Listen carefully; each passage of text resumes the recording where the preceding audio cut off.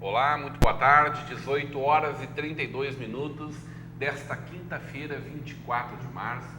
Nós estamos ao vivo, entrando no ar, com uma bancada especial para a gente conversar um pouquinho sobre esse momento que a gente vive, que é um momento de esperança, né? Páscoa é renovação, é renascimento, tem o valor cristão aí envolvido nisso tudo. Posso considerar assim, Fernando? Ele deixou o representante dele aqui. Muito boa tarde, Fernando Marques. Muito boa tarde, uma boa tarde, quase boa noite aos telespectadores, às amigas da TV Novo Hamburgo. De fato, a Páscoa é um momento de esperança, né, de paz, que é o que a gente está precisando, assim, principalmente do combate ao ódio e da capacidade de perdão, que é a premissa principal do cristianismo. Tu tem andado muito com o Lula. Esse é o teu momento paz e amor, né? Eu não sei se é o meu momento.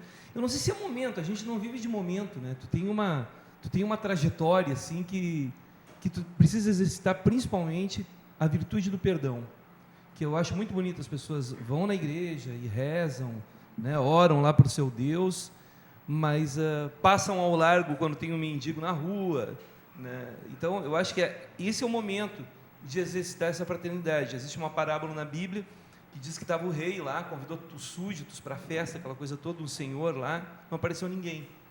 Aí ele, com um banquete lá posto, ele pediu para convidar os mendigos, os pobres, os miseráveis, sentou na mesa com eles e comeu com eles, né? E eu acho que é essa mensagem que a gente tem, né, de Páscoa, a figura de Jesus, que ele sempre fez isso, ele sempre esteve do lado dos pobres, dos discriminados, das prostitutas, dos ladrões, né? Então, eu acho que isso é uma coisa que a gente sempre começa a pensar, vindo amanhã, que é Sexta-feira Santa, né? O domingo de Páscoa. Então, eu acho que essa deve ser a nossa premissa, né? Independente de posição política, de credo religioso, né? A gente não tem a tradição aqui, por exemplo, de celebrar uma festa do islamismo, por exemplo, né? Mas lá também tem as suas festividades celebrando a paz, né? Eu acho que, no fundo, qualquer família, o que ela quer é preservar a sua família, quer preservar os seus filhos, quer dar uma boa educação, né? E para isso é necessário paz. Maravilha, olha só. Começamos bem, Leandro Melo. Boa tarde. Boa tarde. Boa tarde, boa noite, fica à vontade. Boa né? tarde. Para mim ainda é tarde. Hoje eu trago boas novas aí para a proteção animal e eu vou falar sobre isso. Também é esperança para nós aí, é um sonho de todo protetor.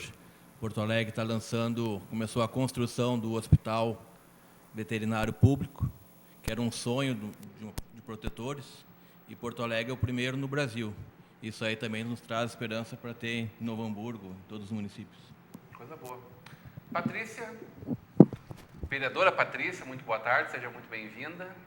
Prazer te receber aqui. Tu tá na mesma vibe do Fernando Marco, assim? Pois é, muito boa tarde, Rodrigo, muito boa tarde os meninos da bancada, estreando com a mão suando um pouquinho, né? Tudo que a gente faz a primeira vez dá aquele friozinho na barriga e a mão sua. Eu vou completar o que o Fernando Marco falou, até porque pelo horário pode ter crianças assistindo. A minha filha de 5 aninhos deve estar em casa nos assistindo também, então eu vou dizer, não pode apertar os ovos, porque com esse calor o chocolate derrete mais fácil. É verdade. Né? Então, vamos tomar cuidado. E me lembro de uma Páscoa, Rodrigo, que nós morávamos em Taquara e a minha mãe e os meus tios decidiram visitar a minha prima em Terra de Areia e nós pegamos um ônibus, pinga-pinga, 3 horas da tarde, para chegar às 7 horas da noite em Terra de Areia. E a minha mãe não deixava sentar em cima da mala, a gente foi em pé a viagem toda, e aí eu descobri, depois de adulto, por que eu não podia sentar na mala, porque dentro estavam os ovos de chocolate. Patrícia, tu, apesar de estar estreando nesse espaço, tu é uma habituê do programa, participa, interage com a gente do outro lado, né? Vem acompanhando a Estação há bastante tempo. Sim, adoro assistir vocês, adoro os debates que aqui acontecem, as informações que nos chegam também, né? A gente tem o costume, menos naqueles dias de sessão, até teve um dia que eu estava adoentada em casa, eu ficava um olho na sessão e um olho aqui no programa de vocês, porque a gente acaba se informando de vários temas. Por exemplo, agora o Leandro trouxe essa questão situação do hospital veterinário. Ontem eu conversava ainda com um cidadão que estava se queixando, inclusive de questões privadas, aqui no atendimento também aos animais no município de Novo Hamburgo. Fernando Marco sempre a cultura, e o Gilney é um colega que a gente conversa no dia a dia, mas também é uma pessoa de muita inteligência que nos traz também Muita sempre um aprendizado. sabedoria. Isso, pode ser Então, essa palavra. Apesar das questões partidárias, somos das divergências partidárias, mas o respeito é mútuo. Espaço, na Câmara de Vereadores, tu estreia esse espaço, né? Porque a gente tinha como prerrogativa desse programa conversar e refletir a nossa cidade, a nossa região como um todo, né? Sobretudo as 4 cidades que compõem a nossa Vale TV, principalmente Novo Hamburgo, já que é uma estação Hamburgo, né? Um programa muito mais voltado especificamente para Novo Hamburgo. E as nossas diretrizes, quando a gente idealizou essa ideia, esse projeto, era de que nós não tivéssemos, no primeiro momento, os políticos convencionais, né? Convencionais. Todo mundo aqui, de certa forma, faz política, né? Uma política para o meio ambiente, voltada para a sustentabilidade, sobretudo para a causa animal, né, Leandro? O Fernando Marco é um político há muito tempo, mas é um ativista cultural antes de tudo, né? É um ativista também dos direitos humanos, como advogado que ele é, e assim por diante. Agora, com a tua presença, tu estreia esse novo momento, neste momento em que a gente é diário, né? Que esse programa passa a ser de segunda a sexta-feira, inédito. Amanhã, por causa do feriado, excepcionalmente não, a gente vai passar novamente o programa da FIMEC, da semana passada, que foi muito bacana, essa intervenção que a gente foi lá numa feira de muito sucesso para a nossa cidade, para a nossa região. A gente vai reprisar esse momento. Mas, desde segunda-feira da semana passada, ele é inédito, diário. Então, a partir de agora, tu estreia esse espaço, tu vai ser fixa nas quintas-feiras, né? Vai estar sempre com a gente aqui. E à medida que a gente for evoluindo, a gente quer que todos os vereadores da nossa cidade, da nossa região, passem por aqui para a gente poder efetivamente, Junei, muito boa tarde, ter uma representatividade, né? Acho que isso talvez seja o que a gente pode fazer de melhor, ter essa pluralidade, né? Esse espaço tão plural, tão heterogêneo, né? Que é o que compõe a essência do nosso povo brasileiro, inclusive, né? Sim. Gente tão diferente, né? Com tantas estranhezas em vários momentos, mas com tantas coisas que nos unem em outros tantos. Né? Claro, Rodrigo. Boa tarde ou boa noite aí aos ouvintes, aos colegas da mesa. Estou retornando após algumas semanas. As últimas semanas foram meia pesadas e aí não deu para eu cumprir o estabelecido com o Rodrigo aqui, mas retorno hoje fora do meu dia habitual. Mas queria saudar o Fernando Marco, que o Fernando Marco animou a festa ontem. Ele e a Renata foram os animadores, os cantores, os artistas da noite lá na manifestação que a gente fez. Que manifestação foi essa aí, Junei? Nós fizemos em Novo Hamburgo. 500 pessoas no centro da cidade numa quarta-feira à noite. Essa conta é sempre difícil de fazer. Eu acho que tinha um que o pouco jornal mais. NH mas eu acho que tinha aquele núcleo central da praça ali. Aí podia ter pedido para a guarda avaliar, mas a guarda não estava lá porque não era necessário que a guarda e a brigada estivesse. Eu acho que aquele espaço que estava ocupado e tem fotos, ele deve ter. Mas vamos somar 1.000 com mais 500 dividir por 2 vai dar umas 750 pessoas. Eu acho que é um bom início para a manifestação. Principalmente porque há 2, 3 anos está se tentando criar uma situação em que não haja oposição a uma ideia que se quer fazer, que se quer impor como uma ideia dominante. E o Nelson Rodrigues, saudoso Nelson Rodrigues, dizia que toda hegemonia é burra. Então, em algum momento, e Novo Hamburgo entra com atraso nessa questão, se faz necessário que outras pessoas vão para a rua e deem a sua versão do momento que o Brasil está vivendo. Eu acho que é um momento de grande efervescência. Eu achei que e quando eu digo eu também incluo o pessoal da minha geração, a gente não viveria nas ruas uma tentativa explícita de um golpe ou de uma quebra da normalidade democrática, e eu acho já estão presentes elementos que nos dizem que nós estamos vivendo uma tentativa de golpe. Não que a população o esteja fazendo. A população nunca sai de casa para dar um golpe. Quem se veste de verde e amarelo e vai para a rua, acha que está fazendo uma contribuição para a nação e acha, tirando exceções de forma muito positiva, que está combatendo a corrupção e quer fazer com que a nação melhore.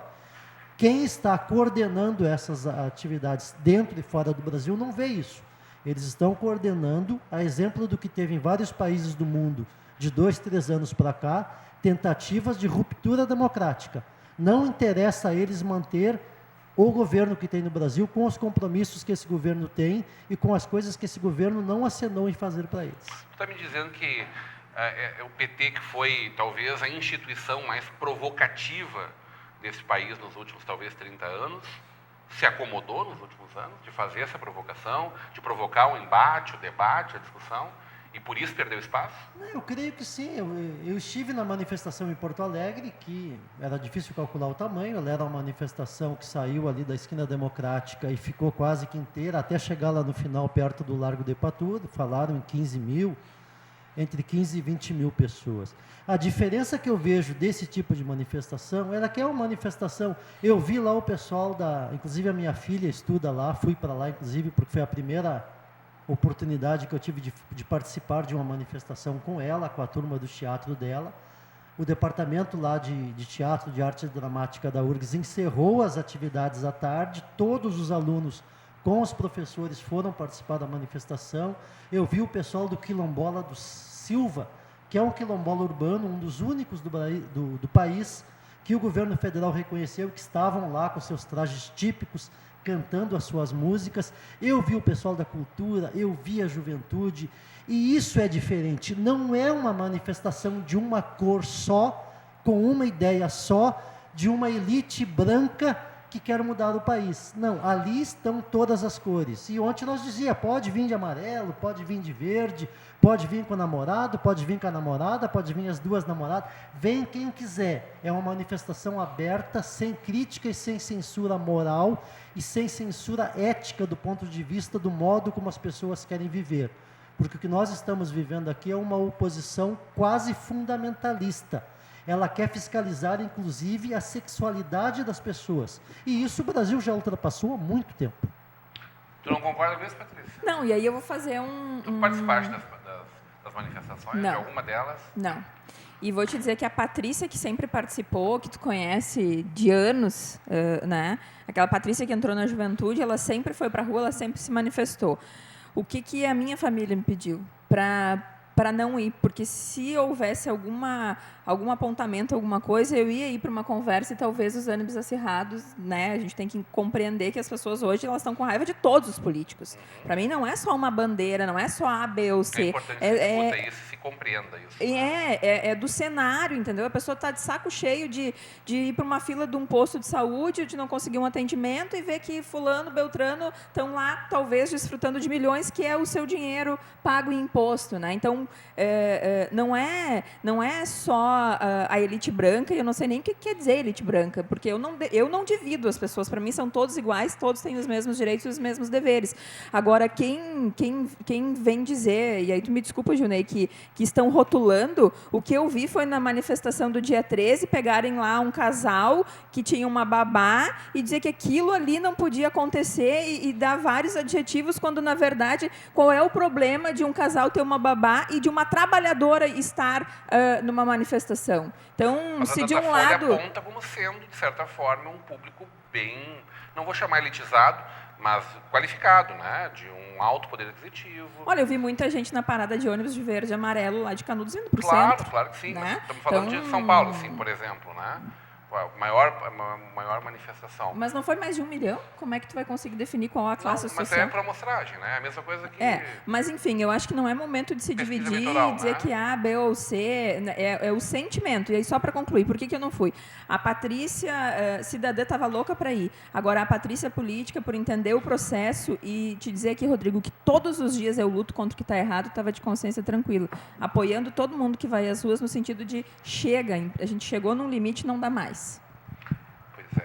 A minha opinião aqui é que menos importa, mas eu venho dizendo que eu não considero legítima nenhuma das duas manifestações públicas. Nenhuma delas são puras, né? Rodrigo, nenhuma nem outra. A manifestação contra a corrupção ela é absolutamente legítima e tem que mas ser eu não vi nenhum elogiada. político sem vergonha dizendo que é corrupto, por exemplo. Não, mas o que tem que fazer é que tu não precisa derrubar um governo para combater corrupção, porque este é o governo que mais permitiu que se abrisse operações, nós não temos o engavetador geral na Procuradoria da União, a gente permitiu a tal ponto que hoje somos bastante atacados porque tem coisa para atacar. Eu não defendo o petista que tenha roubado. Se o cara do PT aprontou, ele tem que responder, ele tem que pegar a cadeia. Agora, a corrupção existia antes e não é só o PT que aprontou. Nós estamos vivendo uma justiça vesga, caolha, ela só enxerga por um lado.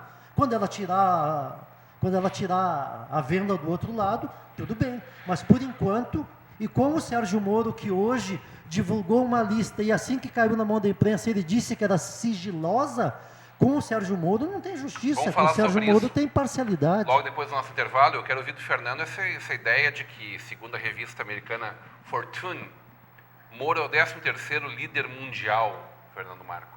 Vai falar sobre isso logo depois do intervalo, a gente volta já já.